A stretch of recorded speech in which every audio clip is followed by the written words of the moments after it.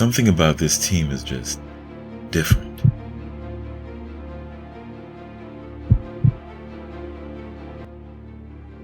There is nothing scarier than going up against the Golden State Warriors on your home court, and every Steph Curry 3 sounds like this. Steph Curry drops it in! Here he comes. Up the dribble. Draymond set that screen. Another three is down! Curry, step back again. Another one! 3 straight threes! Off of him. Oh, he crossed him over. Let Brooks fly by. Oh, no. Oh, no. Oh, Steph Curry! The Golden State Warriors are a problem. When the Warriors lost the first home game to the Phoenix Suns on opening night due to a glitch in the clay tricks, Charles Barkley declared the team to be the worst in the state of California.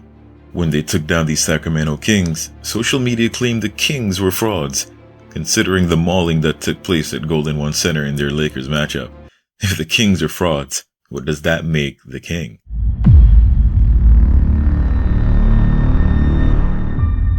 Don't let that crown jewel go over your head. To make matters even worse, Stephen Curry baited the Rockets into giving the Warriors their best shot before taking Dillon Brooks' soul while his own fan base was cheering. Fly by! Oh, Steph Curry! You wonder why everybody hates Warriors fans. Imagine how they'd be if they were. They wanna be us. Yeah. It's shaping up to be a really good year for Golden State. Running opponents into the ground till they're tired isn't anything new. But clearly this roster that's short 2.5 men is onto something. That's 2 for the open spots, and a half for not having a body over 6'9". After the matchup versus the Rockets, the one thing I know is that the Warriors are inevitable.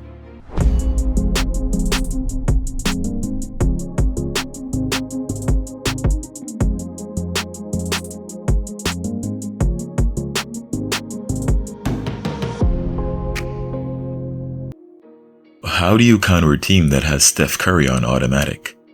The Rockets have a lot of young and very talented players. From Jalen Green, Jabari Smith Jr., Alperen Sengun, and Amen Thompson, all lottery picks except in the case of Sengun, who missed the lottery by 2 picks, to a championship veteran in Fred VanVleet. This team has an opportunity to open a few eyes this season. The first quarter saw Team Rocket coming out the gate with intensity. They seemed to enjoy playing even faster than the Warriors. They were hitting shots, taking off on a 8-2 start. Meanwhile, Golden State came out a little slow. The first few minutes was like watching a grown man trying to keep candy away from a kid with ADHD. Considering the Dubs have back-to-back games, this was to be somewhat expected. The idea here was to conserve somewhat on a weaker team on the first leg, enough where you still have some in the tank for a playoff team to hopefully get 2 Ws. So, with the first unit playing jet-lagged, the bench mob came in. Now we knew the Warriors were good, but what is this? The Warriors shamelessly plugs a future Hall of Famer with the second unit, and it might as well have been investigated for criminal intent. CP3 went full fruit ninja mode on the Rockets, with a little help from GP2, who lit them up for 7 points while forcing turnovers and being an absolute menace. The Houston Rockets welcomed the end of the first quarter as they were in a state of shock from the 1-2 punch. Unfortunately, this didn't stop the madness as CP3 and GP2 decided they were not even close to being finished. CP3 hooked from the mid-range and dishing, while GP2 continued to mercilessly pummel Houston into the ground because, well, they didn't plan on having to guard him. The Warriors went from 18-15 in favor of the Rockets when Steph Curry stepped off the floor in the first quarter to 39-26 in favor of Golden State when he returned in the second. For the mathematically challenged, that means the Warriors were a plus 16 without Steph Curry in those minutes. With the first unit back on the floor halfway through the second, things were a bit more even. Curry still hadn't gotten into his rhythm, and it was obvious as to why. Udoka clearly saw what happened with the Kings, and as any smart coach would do, ensure that you deny Steph Curry the ball. It's coming, and you can't let him get that because he's so dangerous as far as that. So, not saying I can feel it coming, but I know that's possible. I've played against him enough, coached against him enough. This will come back to haunt them later. Klay Thompson was hitting shots throughout as the Warriors managed to hold on to a double-digit lead going into halftime. The third quarter saw the Rockets make a run for it, but the Warriors managed to hold them off. Alperen Şengün was one of the more troublesome players in this quarter as his 6'11" frame allowed him to get to the basket. While Looney did a good job of defending him, he was still the best player on the floor for the Rockets in the third. The quarter ended with the Warriors up by 6, the Rockets having cut the deficit by 4. This left the Warriors stuck between pacing the game and a hungry Rockets squad looking to get their first win of the season. Jae'Sean Tate especially was fired up and was all over the floor, creating turnovers and attacking relentlessly and forcing 3 jump balls that would otherwise have been Golden State possessions.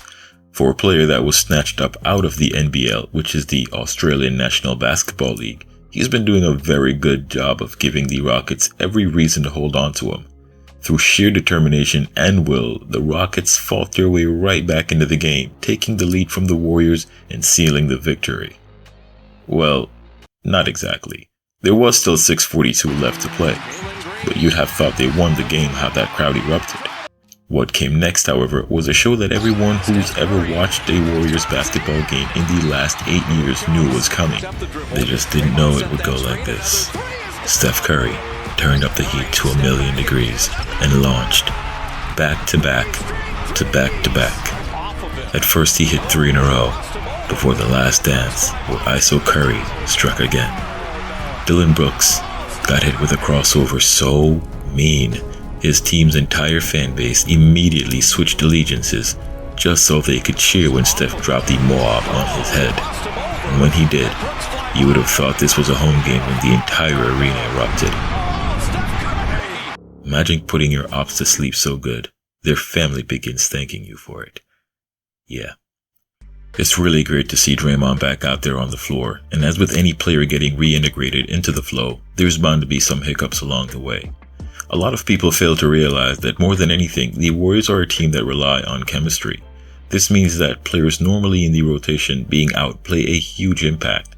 This is great when players are healthy, but when you have injuries, it hurts more than most. Considering the situation, the Warriors did pretty well. In his debut, Dre finished with 4 points, 5 assists, and 5 rebounds in 21 minutes. He did have 4 turnovers, which obviously being his first time back, I won't put too much emphasis on that just yet.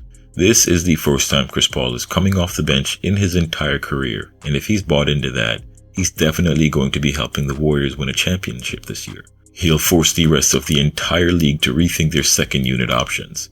With the highest plus-minus on the books for the team tonight at plus 22, CP3 finished with 8 points, 7 assists, and 5 rebounds in 27 minutes, shooting 3 of 8 from the field. Not a good distance shooting night for CP3, who went 0 for 3 from beyond the arc though.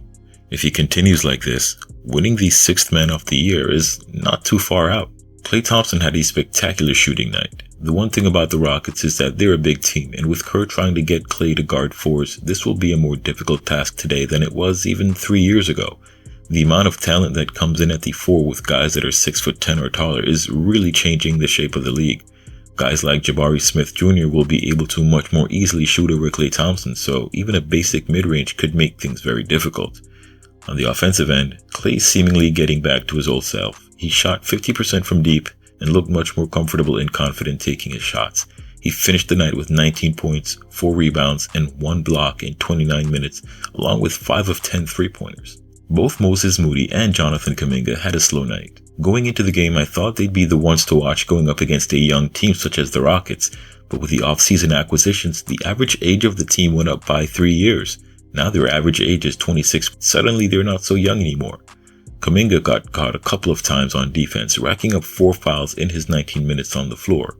He also had 9 points, but with only 2 rebounds, his effort was definitely slipping a bit, and this could be due to his overall feel of how he thinks he's playing. If he doesn't think he's playing well, he tends to chill on his effort, which can be harmful if he's just inside his own head. Moody as well had a slow night, putting up 5 points and 3 rebounds in 17 minutes. Before going into the Rockets game, he was 55% on threes in what I believe was his last 20 games, but don't quote me on the number of games. Versus the Rockets, he was 1 of 6 from the field. Both players will likely bounce back next game.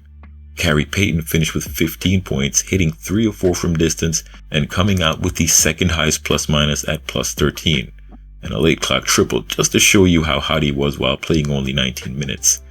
And finally, Steph Curry 24 points, 7 rebounds, 6 assists, taking over the fourth quarter and burying 6 triples in 31 minutes.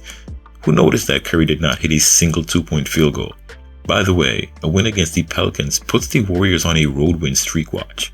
Considering all the games the team lost on the road this year, could this be a comeback year for the away Warriors? Let me know what you think. Post your thoughts in the comments below, and the first person that tells me what a Moab is gets pinned. Also, if you can't find the subscribe button, I hope your foot finds a greasy black banana peel on your way into work. Checkmate me in the comments. Thanks for watching. Till next time. Swish!